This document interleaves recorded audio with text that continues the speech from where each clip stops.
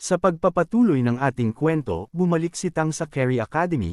Agad niyang nakita si Mei Gongzi na may hawak na baso ng milk tea. Pamilyar sa kanya ang signal na iyon, malinaw na oras na naman para kumilos sila. Hindi niya tinanong si Mei sa harap ng ibang tao at hinayaan niyang magpatuloy ang araw sa tila karaniwang takbo nito. Pagsapit ng dapit hapon, nagtagpo sila sa dati nilang tagpuan. Tahimik si Mei ng ilang sandali bago sabihin kay Tang na alisin nito ang suot na maskara. Mariin itong tinanggihan ni Tang, kaya agad siyang nagtungo sa mas mahalagang usapan. Tinanong niya kung sino ang kanilang bagong target. Ipinahayag ni Mei na ang pakay nila ay ang Flash Leopard King. Napatingin si Tang at inalam kung balak ba niyang pukawin ang tensyon sa pagitan ng Wind Wolf at Flash Leopard Clan. Ipinaalam rin niya na nang mapatay niya ang Wind Wolf King ay ginamit niya ang mga kuko ng isang Flash Leopard, kaya tiyak na naghahanda na ngayon ang buong Flash Leopard Clan laban sa anumang posibleng pag-atake. Ayon kay Tang, kahit mas mahina ang Flash Leopard pagdating sa life preservation kumpara sa Wind Wolf, mas mataas naman ang natural combat power nito. Ipinakita naman ni Mei ang kumpiyansa sa kanyang Divine Monster Transformation at tiniyak na kayang-kaya nitong pigilan ang Flash Leopard King. Kung ganoon, napagkasunduan nilang huwag mag-iwan ng kahit sinong makakaligtas upang maiwasan ang posibilidad na mahanap sila. Ipinabatid ni Mei na ipapatawag ng City Lord ang lahat ng pinuno ng mga katutubong grupo sa Carey City kinabukasan at magkakaroon ng pagpupulong sa City Lord's Mansion. Sa tansya niya, 8 ang inaasahang dadalo sa bawat grupo. Doon ay nakiusap si Mei na tulungan siya ni Tang na kunin ang atensyon ng mga gwardya. Sinabi niyang matatapos niya ang mga iti sa loob ng 5 minuto. Ngunit naniniwala si Tang na mas magiging mabuti kung tatapusin na lamang nila ang lahat bago pa man sila makapalag. Nag-alinlangan sandali si Mei ngunit tinanong kung posible ba ito. Tiniyak ni Tang na posible kung alam niya ang magiging ruta ng mga ito. Agad naglatag si Tang ng mapa. Matapos ang masusing pagsusuri, pinili ni Tang ang isang lugar na pinakamainam para sa kanyang plano. Ipinaalam niya na maaga siyang pupunta roon upang maghanda, at nagpaalala na dapat ay magkita sila sa eksaktong oras na kanilang napagkasunduan. Kinabukasan sa City Lord's Mansion. Sa loob ng bulwagan, ipinaalam ng City Lord sa mga pinuno na 1 buwan ang nakalipas ay nakatanggap siya ng sulat mula sa Ancestral Court. Nilalaman nito na ang Ice Dragon Great Demon King ay nagdala ng blood essence ng 7-colored Deer Great Demon Emperor upang isali sa isang auction sa Carey City. Ngunit matapos ang auction ay bigla itong naglaho. Naglabas ang Ancestral Court ng utos na imbestigahan ang nangyari at nagtakda ng 1 buwang palugit para sa paliwanag. Lumaon na ang deadline ngunit wala pa rin kahit anong bakas ng Ice Dragon Great Demon King. Kaya ngayon, ibinalita ng City Lord na ipinag-uutos na ng Ancestral Court ang pagsasagawa ng isang misyon upang alamin ang katotohanan. Nagtanong si King Capricorn kung sino ang pamumunuan ng misyon. Ipinahayag ng City Lord na si Jingpang ang bagong itinalagang hari.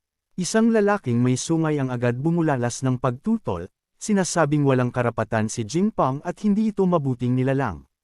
Tumugon ang City Lord na si Jingpang mismo ang may kagagawa ng sitwasyon at nakipagsabuatan pa ito laban sa kanila, kaya bilang kalaban ay dapat harapin nito ang responsibilidad. Samantala, sa isang mansion, nag-uusap ang Flash Leopard King at ang Bear King. Ipinahayag ng Leopard King ang pag-aalala na baka magtagumpay ang Peacock Clan sa magaganap na kaguluhan. Sinagot siya ng Bear King na imposibleng magawa iyon. Dahil napakalayo ng pagitan ng isang Demon Emperor at isang Demon King. Gayunman, hindi nawala ang kaba ng Leopard King. Kung sakaling magtagumpay ang Peacock Clan, tiyak na madadami silang mga nag-abandona sa syudad. Walang interes ang Bear King na makialam at sinabi nitong kung nais tumulong ng Leopard King sa Peacock Clan ay gawin niya ito ng mag-isa. Dahil dito, napilitan ang Leopard King na umalis at napag-isipang kailangan niyang makalayo sa syudad bago dumating ang Great Demon Emperor na si Jingpang. Habang nakasakay sa karwahe at malalim ang iniisip, bigla siyang nakaramdam ng matinding panganib. Agad niyang inutusan na ihinto ang karwahe, ngunit bago pa man makagalaw ay nanigas ang buong katawan niya. Nakalubog siya sa kapangyarihan ng kalawakan, isang puwersang kumokontrol sa bawat hibla ng kanyang laman. Agad niyang inisip na ang Peacock Clan ang umatake. Pagkalipas ng ilang sandali ay nawala ang epekto ng kapangyarihan ni Mei. Agad na nakagalaw ang Leopard King at lumabas ng karwahe, ngunit nabigla ito nang mapansin ang malalaking palasong enerhiya na may nakasakay na tao sa kanyang itaas. Ginamit ni Tang ang kapangyarihang nakuha niya kay Mi upang patigilan ang Leopard King, at sa sandaling iyon ay sabay-sabay na tumama ang mga palaso. Tumilapon ang hari, ngunit agad itong naglabas ng malakas na aura, winasak ang mga palasong enerhiya, at ipinahayag na hindi sapat ang mga iyon para patayin siya. Kaagad namang ginamit ni Tang ang Purple Demon Eyes upang pansamantalang kontrolin ang isipan ng Leopard King, at nagtagumpay siya. Habang nakapikit ang hari, umatake si Mei gamit ang matatalas niyang kuko, sinabayan naman ito ni Tang ng Control ang Cane Capturing Dragon, at kasabay nito ay hinigop niya ang dugong lumalabas sa sugat ng Leopard King upang ilagay sa kanyang espesyal na container. Ipinaalam ni Mei na tapos na ang lahat at walang nakaligtas. Pagkatapos linisin ang lahat ng bakas sa lugar, mabilis silang umalis. Naiwan ang katawan ng Leopard King na nakahandusay at wala ng buhay. Habang tumatakas, hindi maiwasang mamangha ni Mei sa kakayahan ni Shira. Sa loob ng gubat, tumigil silang dalawa. Sinabi ni Tang na aalis na siya at pinayuhan si Mei na bumalik sa Carey Academy at linisin ang kanyang uniforme upang walang maiwang amoy. Pinigil siya ni Mei dahil may tanong ito. Paano daw nalaman ni Tang na sa kanang bahagi ng karwahe lalabas ang Leopard King, at bakit tila 2 beses itong na-control gayong 1 beses lang niya ginamit ang kanyang kapangyarihan? Tinanong pa niya kung gumamit din si Tang ng kapangyarihan ng kalawakan. Hindi diretsyong sinagot ni Tang ang tanong. Sinabi niya lamang na ang resulta ng misyon ang pinakamahalaga. Pagkatapos ay mabilis siyang umalis at sinabing pag-uusapan nila iyon sa susunod. Nagpalit si Mei ng uniforme at lumabas mula sa punong pinagtataguan ang kanyang ina. Ayon dito, marahil napansin siya ni Shira kaya nagmamadali itong umalis.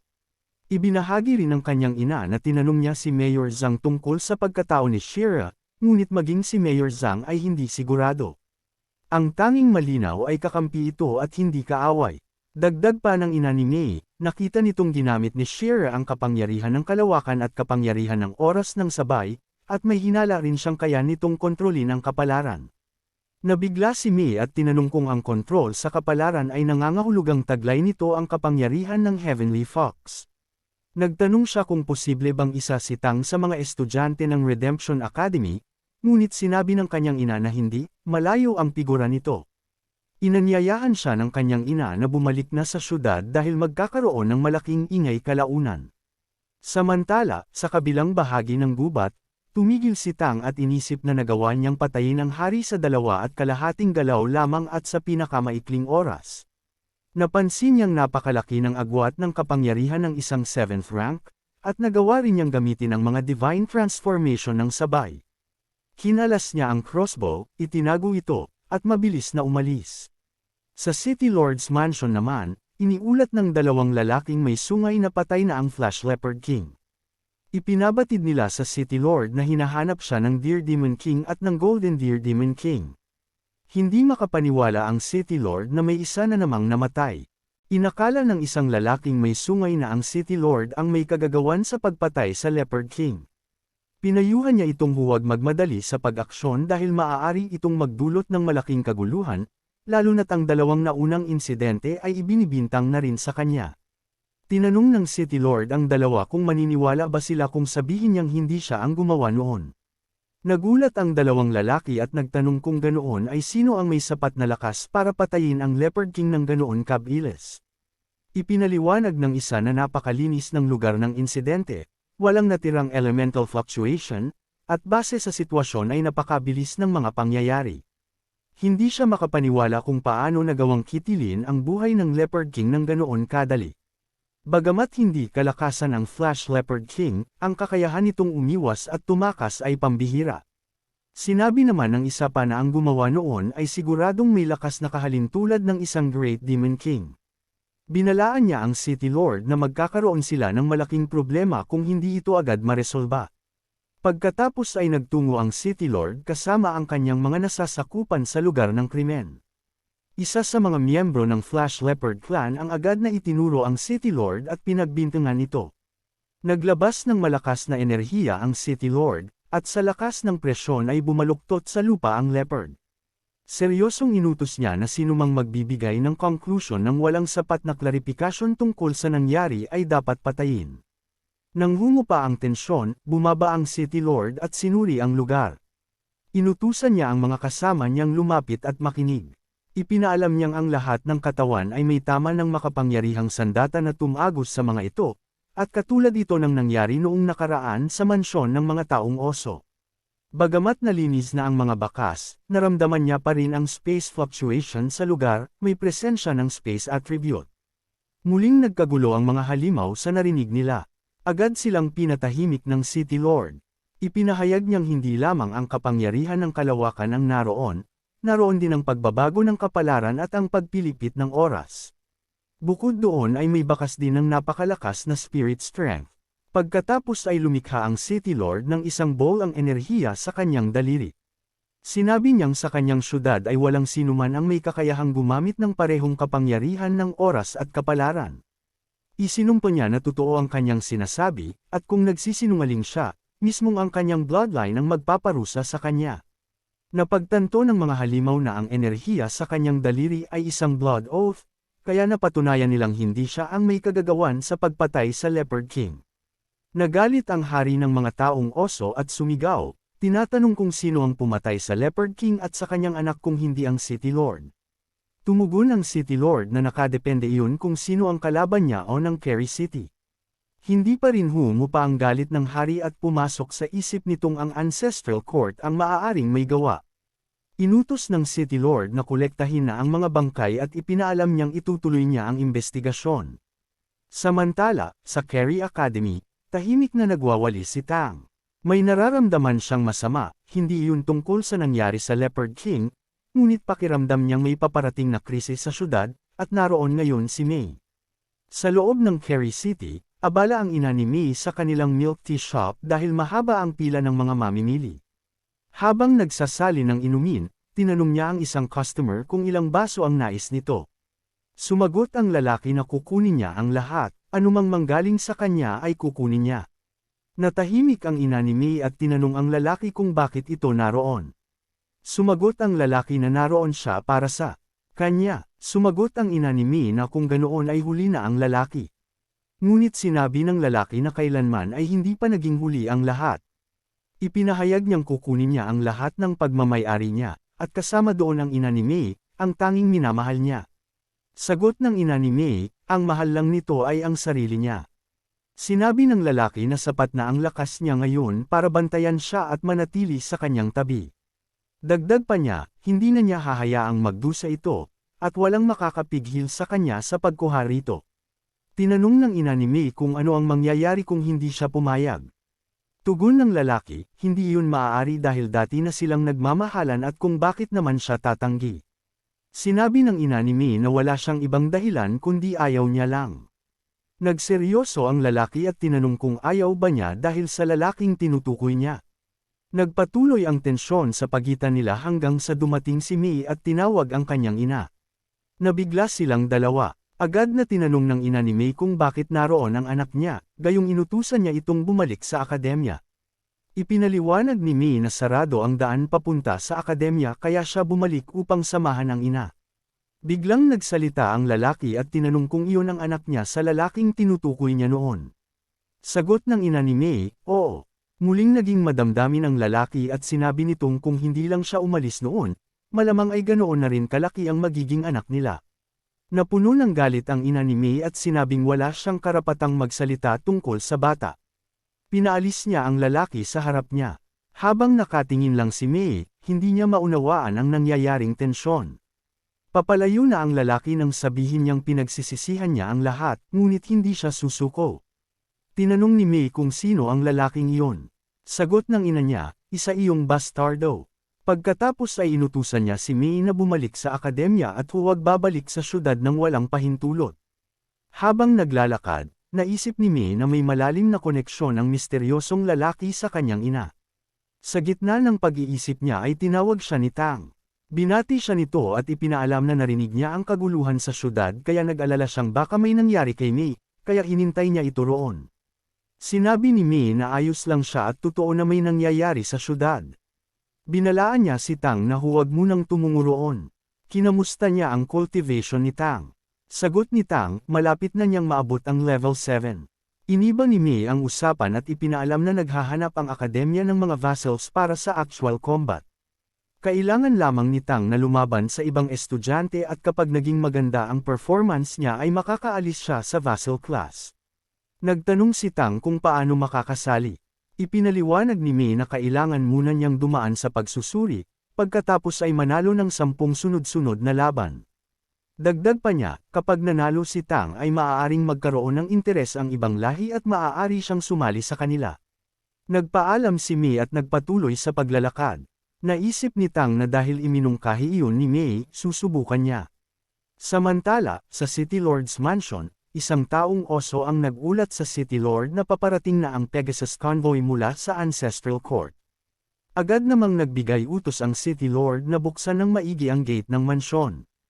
Iniisip niyang dumating na ang kailangang dumating, ngunit hindi niya inasahan na darating ito ng ganoon kabilis. Pagkalapag ng convoy sa mansyon, agad na sinalubong ng City Lord ang mga sugo ng Ancestral Court. Binati rin siya ng lalaking nasa unahan at tinawag siyang Brother Wang. Siya si Lin Zimo, ang tinaguriang Crystal Phoenix Great Demon Emperor. Inanyayahan sila ng City Lord na pumasok sa loob ng mansyon. Sa loob, nag-usap sila. Itinuro ng City Lord ang isa sa mga kasamang dumating at sinabi niyang kung hindi siya nagkakamali ay mula ito sa Heavenly Fox Clan. Kinumpirma iyon ni Lin Zimo at ipinakilala ang lalaki bilang Yu Yiren. Nagpakilala rin si Yu Yiren at sinabing iyon ang unang beses na nakita niya ang Great Peacock Demon King. Ipinaalam niya ring tama ang City Lord, isa nga siyang miyembro ng Heavenly Fox Clan. May biglang naisip ang City Lord, kaya tinanong siya ni Lin Zimo kung ano iyon. Ipinaliwanag ng City Lord na may sunod-sunod na patayan sa Carrie City, at ngayong umaga lamang ay pinatay ang Leopard King. Sinabi niyang personal niyang pinuntahan ang pinangyarihan at natukoy na may 3 uri ng kapangyarihan doon, kalawakan, oras, at kapalaran. Nagulat si Yu Yiren at sinabing imposible iyon, ngunit pinutol siya agad ni Lin Zimo at sinabi niyang kailangan nila itong imbestigahan ng mabuti. Sinabi rin niyang naroon siya upang siyasatin ang pagkawala ng blood essence ng 7-colored Deer Great Demon Emperor at ang biglaang paglaho ng Ice Dragon Great Demon King. Nakiusap siya sa City Lord na makipagtulungan. Sumagot ang City Lord na masakit na rin sa ulo niya ang mga nangyayari.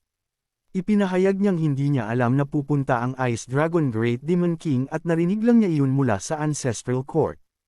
Ginawa niya ang lahat upang makahanap ng bakas, ngunit wala siyang natagpuan. Ngumiti si Lin Zimo at sinabi na ayos lang dahil dala niya ang mismong blood essence ng Ice Dragon Great Demon King. Sa tulong ng kanyang divine consciousness, matutukoy niya ang kinaroroonan nito.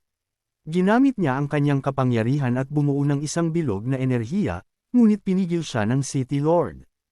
Ipinaliwanag niyang masyadong malakas ang dugo ng kamahalan at iminungkahing sasamahan na lamang niya si Lin Zimo sa investigasyon. Sumang-ayon si Lin Zimo at mabilis silang naglaho upang puntahan ang lugar ng insidente. Pagkaalis nila, agad ipinahayag ni Yu Yiren na hanggat walang resulta ang investigasyon, walang kahit sino sa kanilang naruroon ang maaaring lumabas ng mansyon. Tumutol ang lalaking may sungay at sinabing lahat sila sa mansyon ay mga clan lords. Tinanong niya si Yu Yiren kung anong karapatan nitong ikulong sila roon. Ngumiti si Yu Yiren at sinabing dala niya ang utos ng Great Demon Emperor, at kung hindi sila sang-ayon ay maaari silang lumabas, ngunit haharapin nila ang kaparusahan. Inutusan niya sina Chiyu at Ding Hao na dalhin sa harap niya ang lahat ng direktang may peacock bloodline. Agad silang sumunod. Napansin ng lalaking may sungay na sina Chiyu at Ding Hao ay may tunay na Phoenix bloodline at pareho ring Great Demon Kings. Bukod doon, nasa likod nila ang mismong Ancestral Court, kaya alam niyang wala silang magagawa kundi sumunod. Makalipas ang ilang sandali, dinala sa Council Hall ang lahat ng 7th rank mula sa Peacock Demon Clan. Tinanong ni Yu Yiren kung naroon na ang lahat. Sumagot si Wang Yan na meron pang isang hindi pumunta. Isang mixed race na marahil ay nasa akademya. Bigla itong nagbigay ng interes kay Yu Yiren. Sa isang lugar na nababalot ng nyebe ay may namumuong tensyon sa himpapawid. Nag-uusap sina Lin Zimo at ang City Lord habang nakalutang sa ere. Tinanong ni Lin Zimo kung tinatanggap na ng City Lord ang kanyang pagkatalo. Sagot naman ng City Lord, kung sa palagay ba ni Lin Zimo ay nanalo na siya. Inamin ni Lin Zimo na sa simula pa lang ay natalo na siya sa City Lord dahil sinakripisyo niya ang kanyang minamahal para sa isang oportunidad. Sa loob ng maraming taon, namuhay siya na parang kinakain ng bubuyog at langgam ang kanyang puso, galit at sakit na nagtulak sa kanya para mag-breakthrough ng paulit-ulit. Tinanong siya ng City Lord kung bibigyan siya ng isa pang pagkakataon, pipiliin pa rin ba niya ang ina ni Mei? Sagot ni Lin Zimo ay pipiliin pa rin niya ang landas na tinahak niya, isang landas ng kapalaran para sa kanilang lahi. Hindi na mahalaga ang relasyon ng lalaki at babae, pero hindi ibig sabihin ay hindi na sumasakit ang kanyang puso tuwing naiisip niya na ang babaeng minahal niya ay nasa kamay ng City Lord. Ipinahayag niyang labis niyang kinasusuklaman ng City Lord. Sinabi naman ng City Lord na kung hindi siya sumuko noon, hindi mapupunta sa kanya ang ina ni Mei. At pagdating sa pag-ibig, siya ang nanalo. Samantala, sa Carey Academy, kinompronto ng isang guro ang dalawang lalaki dahil sa lakas ng loob nilang pumasok sa paaralan ng walang pahintulot. Maraming salamat sa panunood. Kung nagustuhan mo ang video na ito, huwag kalimutang i-like, mag-subscribe, at i-share sa mga kaibigan mo. I-click na rin ang notification bell para lagi kang updated sa mga susunod nating kwento. Hanggang sa muli, kita-kits sa susunod na kabanata.